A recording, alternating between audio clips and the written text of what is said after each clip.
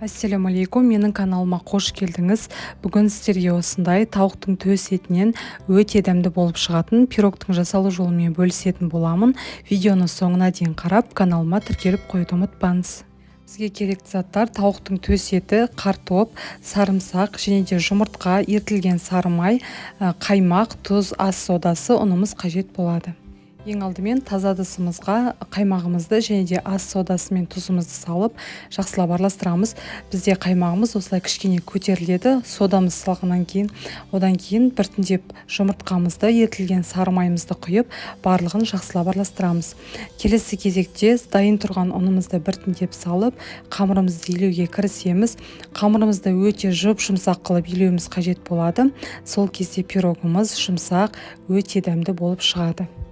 Қамырымыз дайын болғаннан кейін осылай целлофанға салып, салмасын жасағанша бөлме температурасына қоятын боламыз. Келесі кезекте дайын тұрған картопымызды осылай ұсақтап, яғни жіңішкелеп турап алатын боламыз. Және де сарымсағымызды да дәл солай ұсақтап, жақсылап турап аламыз.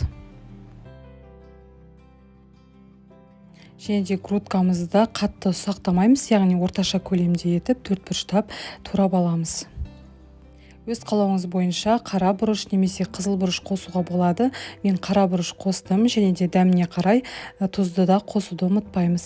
Барлығын осылай қасықтың көмегімен жақсылап араластырамыз. Қамырымызды екі бөлікке бөліп, осылай әр бөліктерімізді домалақтап жаюға дайындап қоямыз.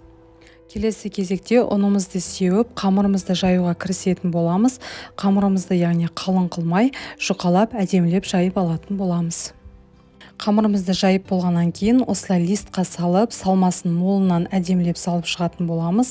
Сіздер өз қалауларыңыз бойынша екі бөліп, яғни екі пирог қылып дайындап көрсеңіздер болады.